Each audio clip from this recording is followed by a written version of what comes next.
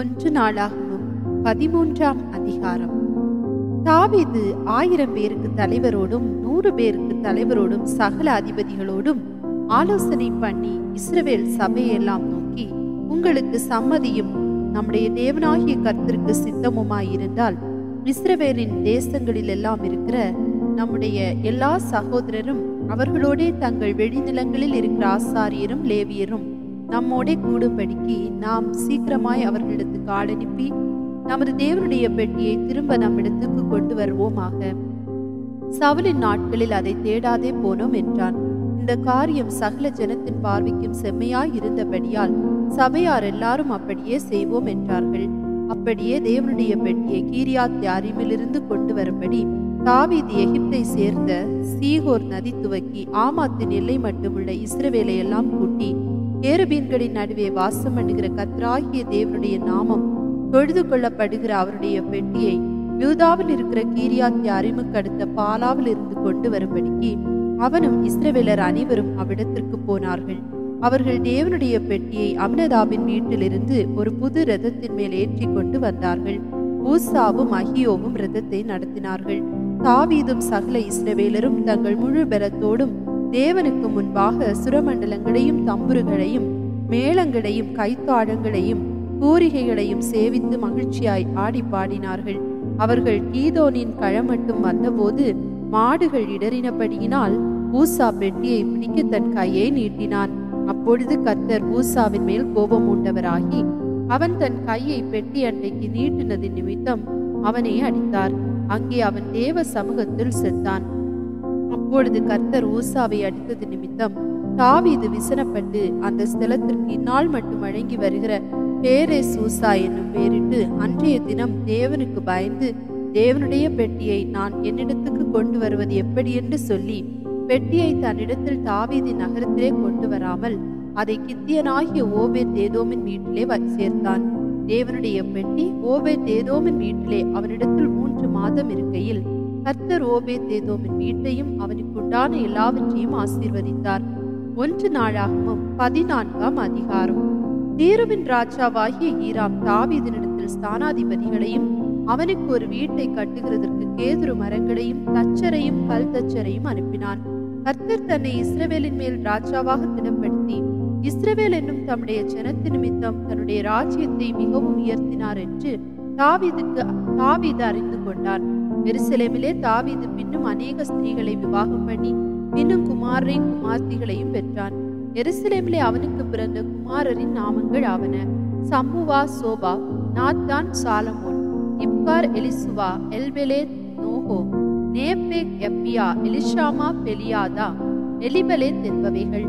தாவீது சமஸ்த இஸ்ரவேலின் மேலும் ராஜாவாக அபிஷேகம் பண்ணப்பட்ட பெலிஸ்தியர் கேள்விப்பட்ட போது பெலிஸ்தியர் எல்லாரும் தாவீதை தேடும்படி வந்தார்கள். அதை தாவீது கேட்டபோது அவர்களுக்கு விரோதமாக புறப்பட்டான். பெலிஸ்தியர் வந்து ரெப்பாயும் பள்ளத்தாக்கிலே பரவி இருந்தார்கள். பெலிஸ்தியருக்கு விரோதமாக போகலாமா? அவர்களை என் கையில் ஒப்புக் கொடுப்பீரா என்று தாவீது தேவனை கேட்டபோது, கர்த்தர் போ, அவர்களை உன் கையில் ஒப்புக் கொடுப்பேன் என்றார். அவர்கள் பாகால் பிராசிமுக்கு வந்தபோது தாவீது அங்கே அவர்களை முறியடித்து தண்ணீர்கள் உடைந்தோடுகிறது போல தேவனின் கையினால் என் சத்துருக்களை உடைந்தோட பண்ணினார் என்றான். அது நிமித்தம் அந்த ஸ்தலத்திற்கு பாகால் பிராசிம் என்று பெயரிட்டார்கள். அங்கே அவர்கள் தங்கள் தெய்வங்களை விட்டு ஓடி போனார்கள். தாவீது கற்பித்தபடி அவைகள் அக்கினியாலே சுட்டரிக்கப்பட்டன. பெலிஸ்தியர் மறுபடியும் வந்து அந்த பள்ளத்தாக்கிலே இறங்கினார்கள்.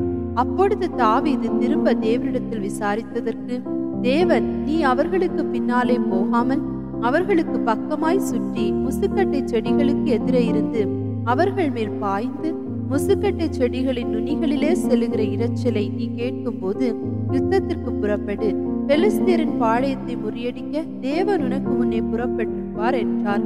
தேவன் தனக்கு கற்பித்தபடியே தாவீது செய்த போது பெலிஸ்தியரின் இராணுவத்தை கிபியோன் துவக்கி காசேர் மட்டும் முறியடித்தார்கள். அப்படியே தாவீதின் கீர்த்தி சகல தேசங்களும் பிரசித்தமாகி அவனுக்கு பயப்படுகிற பயத்தை கர்த்தர் சகல ஜாதிகளின் மேலும் பரப்பண்ணினார். 1 நாளாகமம் 15ஆம் அதிகாரம். அவன் தனக்கு தாவீதின் நகரத்தில் வீடுகளை உண்டாக்கி தேவனுடைய பெட்டிக்கு ஒரு ஸ்தலத்தை ஆயத்தப்படுத்தி அதற்கு ஒரு கூடாரத்தை போட்டான். பிற்பாடு தாவீது, லேவியர் ஒழிய வேறொருவரும் தேவனுடைய பெட்டியை எடுக்கலாகாது, தேவனுடைய பெட்டியை எடுக்கவும் என்றைக்கும் அவருக்கு பணிவிடை செய்யவும் அவர்களையே கர்த்தர் தெரிந்து கொண்டார் என்றான். அப்படியே கர்த்தருடைய பெட்டிக்கு தான் ஆயத்தப்படுத்தின அதன் ஸ்தலத்திற்கு அதை கொண்டு வரும்படி தாவீது இஸ்ரவேலை எல்லாம் எருசலேமிலே கூடிவர செய்தான். ஆரோனின் புத்திரரையும் லேவியராகிய கோகாத் புத்திரரின் பிரபு ஆகிய ஊரியலையும் அவன் சகோதரராகிய 120 பேரையும், மெராரியின் புத்திரரில் பிரபு ஆகிய அசாயாவையும் அவன் சகோதரராகிய 220 பேரையும், கெர்சோன் புத்திரரின் பிரபுவாகிய யோவேலையும் அவன் சகோதரராகிய 130 பேரையும், எலிசாப்பான் புத்திரரில் பிரபுவாகிய செமையாவையும் அவன் சகோதரராகிய 200 பேரையும், எப்ரோன் புத்திரரில் பிரபுவாகிய எலியேலையும் அவன் சகோதரராகிய 80 பேரையும், ஊசியல் புத்திரரில் பிரபுவாகிய அப்னதாவையும் அவன் சகோதரராகிய 112 பேரையும் தாவீது கூடிவர பண்ணினான். பின்பு தாவீது ஆசாரியராகிய சாதோக்கையும் அபியாத்தாரையும், லேவியராகிய ஊரியேல், அசையா, யோவேல், செமாயா, எலியேல், அப்னதாப் என்பவர்களையும் அழைத்து அவர்களை நோக்கி, லேவியரில் நீங்கள் பிதாக்களுடைய சந்ததிகளின் தலைவர், நீங்கள் இஸ்ரவேலின் தேவனாகிய கர்த்தரின் பெட்டியை அதற்கு நான் ஆயத்தம் பண்ணின ஸ்தலத்திற்கு கொண்டு வரும்படி உங்களையும் உங்கள் சகோதரரையும் பரிசுத்தம் பண்ணிக் கொள்ளுங்கள். முதலில் நீங்கள் அதை சுமக்காதபடியினாலும் நாம் நம்முடைய தேவனாகிய கர்த்தரின் நியாயமானபடியை தேடாதே போனபடியினாலும் அவர் நமக்குள்ளே அடிவிழ பண்ணினார் என்றாள். அப்படியே ஆசாரியரும் லேவியரும் இஸ்ரவேலின் தேவனாகிய கர்த்தரின் பெட்டியை கொண்டு வர தங்களை சுத்தம் பண்ணி கொண்டார்கள். பின்பு லேவி புத்திரர் கர்த்தருடைய வார்த்தையின்படியே மோசே கற்பித்த பிரகாரம் தேவனுடைய பெட்டி அதன் தண்டுகளினாலே தங்கள் தோள் மேல் எடுத்துக்கொண்டு வந்தார்கள். தாவீது லேவியரின் பிரபுக்களை நோக்கி, நீங்கள் உங்கள் சகோதரராகிய பாடகரை தம்புரு, சுரமண்டலம், கைத்தாழம் முதலிய கீத வாத்தியங்கள் முழங்க தங்கள் சத்தத்தை உயர்த்தி சந்தோஷம் உண்டாக பாடும்படி நிறுத்த வேண்டும் என்று சொன்னான்.